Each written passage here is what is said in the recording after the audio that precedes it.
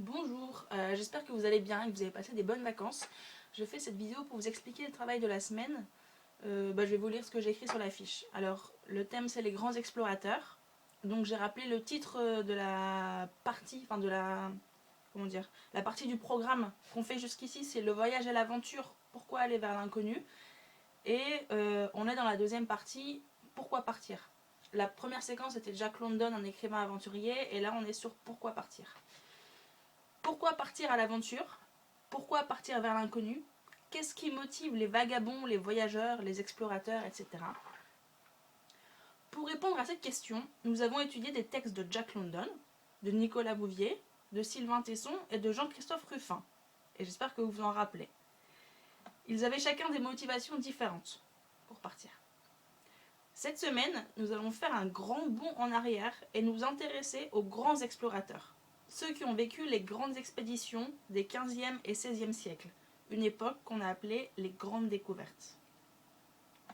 Alors d'abord, un petit point sur les grandes découvertes. Je ne sais pas si vous avez vu ça en histoire, donc dans le doute, je vous ai remis un petit résumé. Les grandes découvertes, donc au 15e siècle, donc les années 1400 et quelques, les marchands européens cherchent de nouvelles routes pour atteindre les Indes. Leur objectif, rapporter en Occident les produits précieux que sont les épices, la soie et l'or. Car on trouve de tout ça aux Indes et pas en Europe. Donc le but c'est d'aller en Inde pour récupérer des épices, de la soie et de l'or parce que, bon, l'or on sait que c'est précieux, la soie un peu moins aujourd'hui, mais les épices à l'époque comme c'était rare et que ça venait de très loin, et ben ça en faisait un produit de luxe. Donc pour le commerce. Ils veulent aussi convertir au christianisme toutes les populations non chrétiennes, car ils sont persuadés que le christianisme est la seule religion valable. Pourquoi ne pas simplement traverser l'Europe et l'Asie jusqu'aux Indes par voie terrestre, comme avait fait Marco Polo? Parce qu'il faudrait passer par le puissant empire ottoman, qui commerce déjà avec les Indes, et fait monter les prix des épices, de la soie et de l'or. Donc éviter l'empire ottoman, c'est faire des économies sur les prix. Donc les marchands européens, leur but c'est d'aller aux Indes pour récupérer tous ces produits, et pour pouvoir ensuite les revendre en Europe, bien sûr, c'est l'argent. Et aussi, on a dit pour convertir au passage toutes les autres populations au christianisme, parce qu'ils disaient que le christianisme c'est la seule religion valable, donc il faut convertir le monde entier.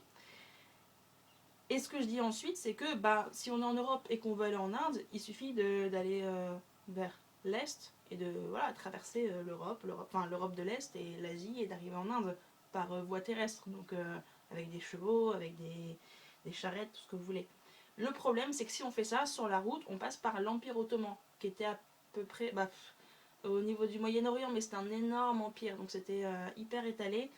Et les Ottomans, eux, ils commerçaient déjà avec l'Inde pour la même chose, hein, les épices, l'or et tout ça. Et donc, passer par l'Empire ottoman, c'est être obligé de faire commerce avec eux, comme s'il y avait une frontière. Et du coup, ça fait monter les prix parce que si on achète directement en Inde, c'est un certain prix. Mais si les Ottomans achètent en Inde et qu'ensuite les Ottomans nous revendent, ils vont chercher un profit, donc ils vont revendre plus cher. Bref, tout ça pour dire, si on peut esquiver et ne pas passer par l'Empire ottoman, c'est mieux financièrement parce qu'on peut acheter directement en Inde et c'est moins cher. Donc, par voie terrestre vers l'Est, c'est pas possible. Donc, ils cherchent des voies maritimes. Mince, je vais trop vite. Je lis ce que j'ai écrit ensuite. Pour contourner l'Empire ottoman, les Européens cherchent donc des routes maritimes, donc sur la mer. Mais à cette époque, on ne connaît pas encore très bien la géographie du monde. Les grandes puissances européennes, l'Espagne et le Portugal surtout, financent donc des grandes expéditions. Des explorateurs partent en bateau vers l'inconnu, ou presque, dans l'objectif de trouver une route reliant Europe et Inde. Donc, pour esquiver l'Empire ottoman, on peut pas traverser le continent, donc on cherche des routes en bateau. Voilà, et comme, pardon, j'ai un bug. Et comme on connaît pas très très bien le monde, enfin on connaît à peu près l'Europe, on connaît à peu près l'Asie, mais alors ce qu'il y a sur les côtés, la taille de... Bref, on maîtrise pas trop, il n'y a pas beaucoup de cartes à l'époque, mais il y a des cartes, mais encore approximatives. Pas comme aujourd'hui où on a genre Google Maps et on voit tout. Ils savent plus ou moins qu'en allant par là, on devrait arriver jusqu'en Inde, mais dans le détail, ils savent pas trop. Donc le but c'est de partir en expédition, on envoie quelques bateaux, on fait à peu près des repérages avec les cartes et les moyens qu'on a à l'époque, on y va et on tente de trouver un chemin, et s'il y en a un qui trouve une route maritime qui arrive jusqu'en Inde, ensuite tu reviens, il prévient les autres, et là on peut lancer le commerce, on envoie tous les bateaux. Mais il faut une première expédition pour trouver la route. Voilà. C'est ainsi que plusieurs explorateurs atteignent des terres inconnues. On dit qu'ils les découvrent, même si elles sont déjà habitées. En voici quelques-uns. Enfin, par exemple, Christophe Colomb, on dit qu'il a découvert l'Amérique, mais en fait, il n'a rien découvert du tout, parce qu'il y avait déjà des gens qui habitaient en Amérique. Voilà, donc texte 9, Christophe Colomb. Je vous ai mis ses dates et il est italien. Italien, mais financé par le Royaume d'Espagne. Donc Christophe Colomb, lui, il est italien, mais c'est l'Espagne qui l'a envoyé en mission. Il est engagé par l'Espagne. Colomb est persuadé que la Terre est ronde, ce qui n'est pas encore admis à l'époque. Beaucoup pensent encore que la Terre est plate. Et si la Terre est ronde, il peut donc aller en Asie par l'ouest. Parce que jusqu'ici, visualisez un peu, il y a l'Europe, la France, l'Espagne, tout ça, et donc ils veulent aller en Inde, donc par l'est.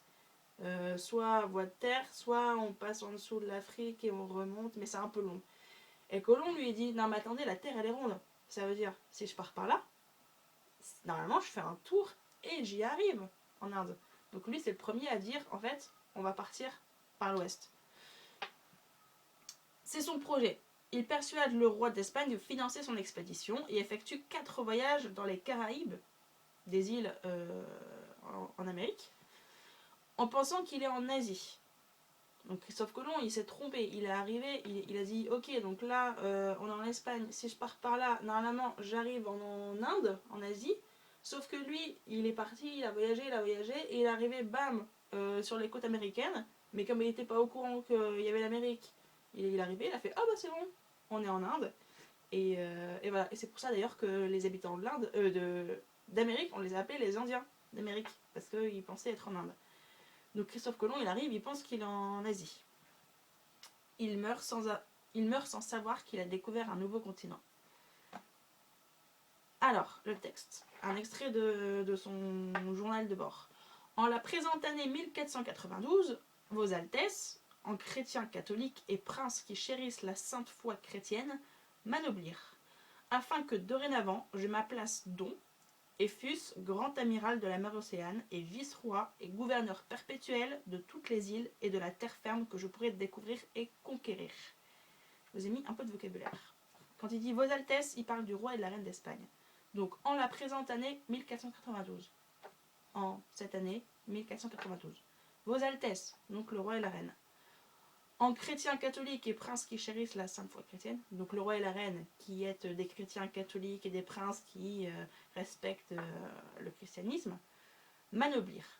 Le roi et la reine l'ont anobli, donc l'ont rendu noble. Il n'était pas noble et ils l'ont rendu noble. Afin que dorénavant je m'appelasse don. Don c'est une particule en espagnol qui veut dire seigneur. Donc Christophe Colomb, je crois que c'est Cristobal Colomb, je sais pas quoi, il s'appelle Don Cristobal, vu qu'il est devenu noble. Et afin que je fusse grand amiral de la mer Océane et vice-roi et gouverneur, tout ça c'est des titres de noblesse, enfin des fonctions honorifiques. Donc il est grand amiral de la mer, vice-roi et gouverneur perpétuel. Perpétuel c'est sans fin, donc à vie, de toutes les îles et de la terre ferme que je pourrais découvrir et conquérir. Donc toutes les îles et toutes les terres fermes, donc tous les pays, toutes les îles et tous les pays qu'il va découvrir, il en sera automatiquement gouverneur perpétuel. Voilà. Je pense que... Pardon, qu'est-ce que j'ai fait ? Vous voyez un peu l'idée, hein. On dit Christophe Colomb, il a découvert l'Amérique. En fait, il est arrivé sur une terre où il y avait des gens qui habitaient, en fait, déjà. Et lui, il arrive, il fait « Oh, j'ai découvert ça. Bon, c'est bon, je gère, je dirige. » Comme si les gens qui habitaient là, ça servait à rien, quoi. Voilà. Texte suivant. Amerigo Vespucci. Lui, il est italien. Ah bah, comme Christophe Colomb, en fait. Vespucci est le premier à considérer les terres découvertes par Colomb comme un nouveau continent. Colomb, il n'était pas au courant que c'était un nouveau continent. D'ailleurs, il n'était pas allé sur le continent en soi. Colomb, il est resté à toutes ses expéditions pendant toute sa vie, il a fait que des îles en fait, dans les Caraïbes. Il n'est pas allé sur le continent américain. Enfin, il est allé sur les îles. Donc Vespucci est le premier à considérer les terres découvertes par Colomb comme un nouveau continent qu'il appelle Mundus Novus. C'est du latin, ça veut dire nouveau monde. C'est en 1507 que naît officiellement l'Amérique, nommée d'après son prénom Amerigo. Au calme, donc le mec il s'appelle Amerigo et il dit ah bah tiens, nouveau continent, bon on va l'appeler Amérique, comme moi. C'est cool de donner son prénom à un continent. Surtout que c'est même pas lui qui l'a découvert. Et donc, le texte. Il est une quatrième partie du monde qui a été découverte par Amerigo Vespucci. Pourquoi quatrième partie? Ah si, j'imagine que c'est genre Europe, Asie, Afrique, et là il découvre l'Amérique. À mon avis c'est ça. Il est une quatrième partie du monde qui a été découverte par Amerigo Vespucci. Or, comme chacune de ces terres a reçu un nom de femme, Europe, Afrique, Asie, c'est un nom de femme? Je vérifierai. Europe, oui. Europe, c'est dans la mythologie. C'est une femme. Or, comme chacune de ces terres a reçu un nom de femme, je ne vois aucune raison pour ne pas appeler cette haute partie Amériguée, c'est-à-dire la terre d'Amérigo ou America. Voilà. Donc il a donné son nom au continent. Texte suivant. Vasco de Gama, portugais. Ce navigateur portugais est le premier à trouver une route maritime par l'est. Donc Christophe Colomb et Amerigo Vespucci, c'était par l'ouest. Ils sont en Espagne, en Italie, enfin en Europe, et ils partent par là. Et c'est pour ça qu'ils arrivent en Amérique avant d'arriver en Asie. Vasco de Gama, lui, il part par l'est, en bateau. Et c'est le premier à trouver la route, jusqu'en Inde. Il fait comment? Il contourne l'Afrique. J'aurais dû vous mettre une carte, si vous pouvez regarder une carte. Donc vous avez l'Europe, vous avez l'Afrique, et lui, il contourne jusqu'en bas, et il traverse l'océan Indien en 1498. Il aurait déclaré en arrivant en Inde pour le Christ et les épices. Voilà. Ensuite, Fernand de Magellan, portugais également. Le 21 octobre 1520, il découvre un détroit. Un détroit, c'est un endroit où un passage de mer entre deux terres. Comment dire ça, Clément? Ouais, non, je sais pas, oui, c'est ça. Par exemple, s'il y a un continent et une île, et qu'il faut passer entre les deux en bateau, mais un détroit, c'est un truc étroit. Voilà. Donc en général, c'est des passages un peu compliqués à passer en bateau, parce qu'il ne faut pas se prendre les rochers, les récifs et tout ça. Et du coup, avant Magellan, on n'avait pas trouvé de passage pour rejoindre l'océan Pacifique. Et Magellan, c'est le premier qui a trouvé ce passage, donc ce petit détroit. Et quand on passe par là, on peut rejoindre l'océan Pacifique. Et c'est grâce à ça ça lui a permis de trouver la route. Donc il découvre un détroit qui lui permet d'arriver dans l'océan Pacifique. D'ailleurs, c'est Magellan qui appelle cet océan Pacifique en raison de son calme. Un océan calme, il l'appelle Pacifique. Son périple confirme que la Terre est ronde et que l'Asie et l'Amérique sont bien des continents distincts. Puisque Christophe Colomb est allé en Amérique et Magellan il est allé en Asie, et il montre qu'en fait non, c'est deux endroits différents. Magellan c'est le premier à avoir fait un tour du monde en bateau. Donc le texte. Le tour du monde. Voici enfin que je lâche le mot-clé. De tout mon être, je crois que Christophe Colomb n'a pas découvert les Indes, mais une autre terre. Et que derrière cette terre, la mer est encore là. Et qu'au-delà de cette mer, il y a quelque part les Indes et les îles à épices.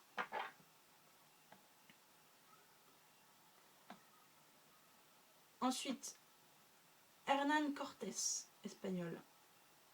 Cortés, donc c'est un navigateur, un explorateur aussi. Lui, il débarque à Cuba, en Amérique.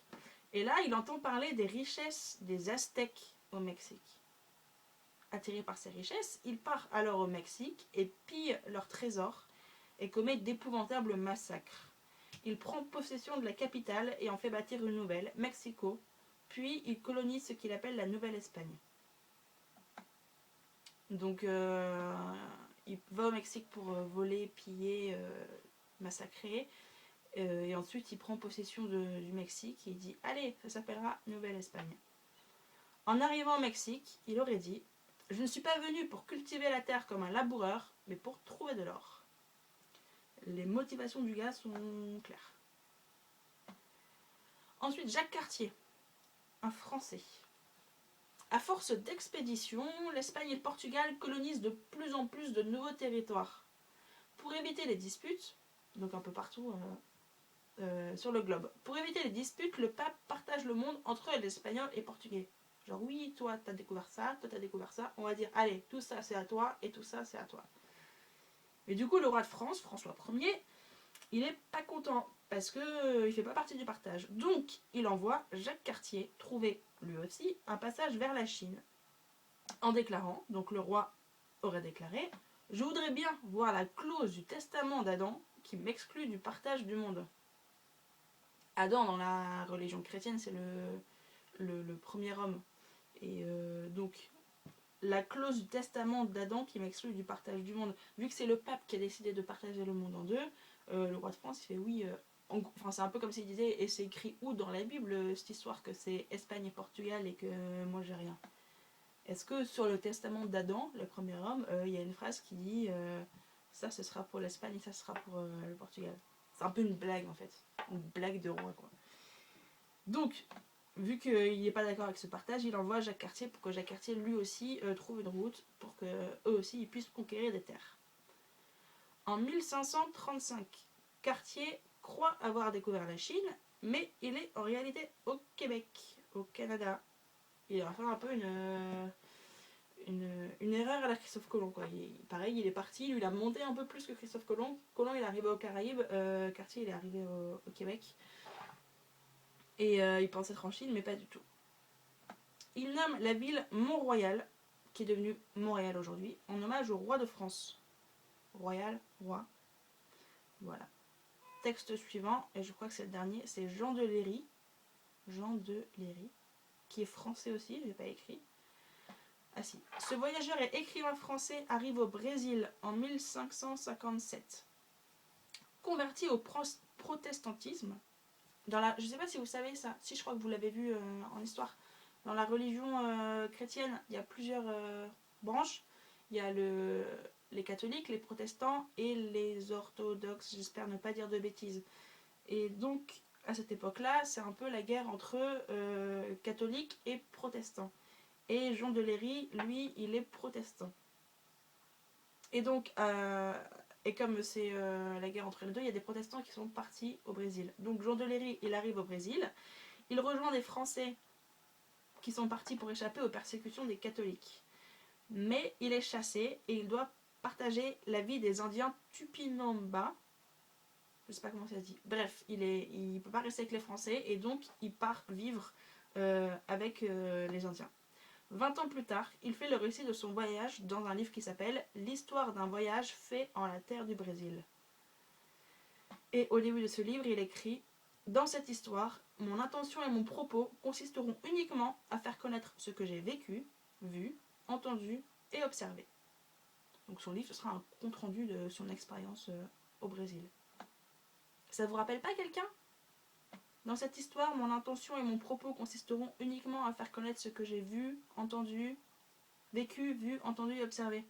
Vous vous rappelez de Jack London quand il arrive, quand il part à Londres pour aller visiter les quartiers pauvres ?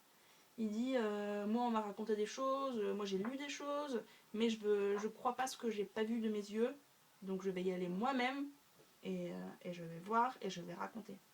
Ouais, ça m'a fait penser à ça. Et maintenant les questions du coup. Première partie, se mettre dans la peau d'un explorateur. À la manière de Vasco de Gama et de Cortés, imaginez la phrase que chacun des 4 autres explorateurs aurait pu prononcer à son arrivée en terre inconnue. Donc Vasco de Gama, en arrivant aux Indes, il a dit, je vous rappelle, pour le Christ et les épices. Cortés, en arrivant au Mexique, il a dit, je ne suis pas venu pour cultiver la terre comme un laboureur, mais pour trouver de l'or. Et je vous demande d'imaginer ce qu'aurait pu dire Christophe Colomb en arrivant en Amérique, mais en croyant être en Inde. Fernand de Magellan, en étant le premier homme à faire le tour du monde et à traverser l'océan Pacifique. Jacques Cartier en arrivant au Canada. Et Jean de Léry en arrivant au Brésil. Voilà, leur première phrase. Ensuite, comprendre les enjeux des grandes découvertes. Question 2. Quelle différence y a-t-il entre inventer et découvrir ? J'en ai un peu parlé tout à l'heure, mais je vais développer un peu. Vous pouvez vous aider dans le dictionnaire. Regardez la définition de inventer et celle de découvrir. Et dites-moi la différence. Question 3A. Où les Européens veulent-ils aller? 3B. Mais où arrivent-ils? Et 3C. Pourquoi? Pourquoi ils ne sont pas arrivés là où ils avaient prévu d'aller? Et 4. Quels sont les mobiles de... Alors, un mobile, c'est une raison, une motivation. Donc, quels sont les mobiles de ces explorateurs? Autrement dit, dans quel but ont-ils entrepris ces expéditions? Faites la liste de leurs motivations. Essayez d'imaginer. Il y a des réponses dans les textes. Il y en a pas mal. Et dans les introductions des textes. Mais si vous avez d'autres idées, vous pouvez les ajouter. À votre avis, pourquoi Christophe Colomb, il est parti essayer de découvrir l'Inde? Pourquoi... comment il s'appelle? Cortés, il est allé au Brésil. Pourquoi Jean de Léry... Non, pardon, Cortés, c'est pas au Brésil. Au Mexique. Pourquoi Jean de Léry, il est allé au Brésil? Trouvez les raisons. Il y en a qui seront communes à plusieurs, et il y a d'autres qui auront des raisons spécifiques. Voilà. Ah oui, et ensuite, aujourd'hui. Question 5. Selon vous, quel intérêt y a-t-il à lire de nos jours les récits de ces explorateurs? Quel intérêt on pourrait trouver aujourd'hui, en 2020, à lire les récits de voyage de ces explorateurs de 1400 et quelques? Et question 6. Quelles seraient aujourd'hui les raisons d'aller explorer de nouveaux espaces? Alors, ça va plus être découvrir l'Amérique, parce que ça, on connaît. Mais par exemple, vous pouvez penser, quand on parle de nouveaux espaces à découvrir, aujourd'hui, au XXIe siècle, c'est surtout l'espace, en fait. Donc j'ai écrit penser à la conquête spatiale. Quelles pourraient être nos raisons aujourd'hui en 2020 de essayer de trouver, de conquérir de nouveaux endroits, enfin pas conquérir, mais enfin bref. Pourquoi la conquête spatiale? C'est quoi l'intérêt? Voilà. Et ensuite, ah oui, comme j'ai vu qu'il y en avait qui travaillaient plus vite que d'autres, je vous ai mis des exercices en plus facultatifs. Facultatif, ça veut dire pas obligatoire. Donc si vous voulez, vous pouvez les faire et vous me les rendez, je vous les corrige. Et si vous avez déjà beaucoup de travail, vous n'êtes pas du tout obligé de les faire. Je vous en ai mis 3, 4. Alors, le premier, c'est de la rédaction. C'est imaginer, et donc écrivez, la lettre qu'a envoyée Christophe Colomb au roi et à la reine d'Espagne en arrivant en Amérique. Donc imaginez, Christophe Colomb, il fait son long voyage, hyper long, hyper difficile. Il arrive enfin sur la terre ferme, et forcément, il écrit une lettre au roi et à la reine d'Espagne parce que c'est eux qui l'ont envoyé en mission, c'est eux qui financent l'expédition, donc il leur fait un petit compte rendu, quoi. Voilà, imaginez qu'est-ce qu'il écrit dans cette lettre. On peut imaginer qu'il raconte le voyage, comment ça s'est passé. Il décrit certainement la terre sur laquelle il vient d'arriver pour un peu raconter au roi et à la reine. Il décrit les habitants de ce nouveau territoire. Il raconte probablement ce qu'il compte faire, parce qu'il a des projets, il ne va pas juste arriver à faire le touriste. Voilà. Et il remercie aussi certainement le roi et la reine d'avoir financé cette expédition. Voilà, donc imaginez, écrivez la lettre qu'il a envoyée au roi et à la reine. 8. Rien à voir. Et si Christophe Colomb était une femme? Je rigole, hein, c'est pas une femme, c'est juste un prétexte pour faire un peu de grammaire. Si Christophe Colomb était une femme, mais ce texte au féminin. Je vous ai mis un texte qui parle de Christophe Colomb. Et il faut imaginer que Christophe Colomb est une femme, et du coup, il faut tout switcher au féminin. Les adjectifs, enfin, tout ce qui est masculin, ça devient féminin. Ne recopiez surtout pas le texte, hein, vous corrigez directement dessus. Ou alors, juste sur une feuille à côté, vous écrivez le mot d'avant et le mot d'après à côté, mais pas les phrases complètes. Le texte, c'est Christophe Colomb, du coup que j'ai rebaptisé Christine, pour que ce soit une femme. Christophe Colomb est un navigateur italien, né à Gênes vers 1451. Bon, je vous donne le début pour peut-être vous lancer. Christophe Colomb est un navigateur italien. Si on le switch au féminin, ça fait Christine, machin. Colomb est une navigatrice italienne. Vous voyez? Voilà, et vous continuez tout le texte comme ça. Né à Gênes vers 1451 et mort, donc je reprends le texte de base au masculin, et mort en 1506 à Valladolid. Soutenu par la reine Isabelle de Castille, la reine d'Espagne, cet aventurier entreprend une traversée de l'océan par l'ouest afin de rejoindre l'Inde. Le 12 octobre 1492, il découvre, émerveillé, des terres inconnues, qu'il croit être une partie écartée des Indes. Mais il est en réalité en Amérique. On dit qu'il a découvert l'Amérique, même si ce n'est pas totalement exact. C'est même pas du tout exact. Des peuples indigènes vivent déjà sur les îles Caraïbes et le continent américain. De plus, les Vikings avaient déjà aussi découvert l'Amérique des siècles auparavant, mais ils n'en ont laissé aucune trace dans la mémoire européenne. Et point. J'ai pas mis de point à la fin. Enfin, voilà. Donc ça, c'est le petit texte. Il faut tout switcher au féminin. Ensuite, le 9, c'est... Alors, oui, je vous ai mis en dessous là, enfin sur la page d'après, il y a un dessin du bateau de Christophe Colomb avec des flèches et des numéros sur certaines parties du bateau. C'est des mots de vocabulaire technique, hein, le vocabulaire des bateaux.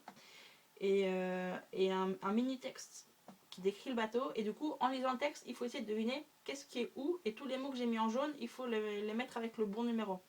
Le texte, il dit « Le navire de Christophe Colomb, la Pinta, c'était son nom, était une caravelle. » Caravelle, c'est une sorte de navire. Donc, était une caravelle relativement petite, à la coque assez étroite. Elle était dotée de 3 mâts. Un mât portant une voile latine, triangulaire, planté sur la poupe, près du gouvernail. Le grand mât, qui portait la vigie, planté au milieu du pont, et un mât plus petit à la proue, au-dessus de l'ancre. Ce texte, a priori obscur, vous décrit le bateau.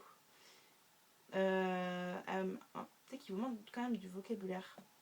Regardez dans un dictionnaire ce qui vous manque en fait. La Pinta était une caravelle relativement petite à la coque assez étroite. La coque, je pense que vous voyez ce que c'est. Si vous ne voyez pas, vous allez vérifier et vous le mettez sur le bon numéro. Elle était dotée de 3 mâts. Les mâts, on est d'accord sur un bateau. Les mâts, c'est les 3 piliers, enfin bâtons sur lesquels on accroche les voiles.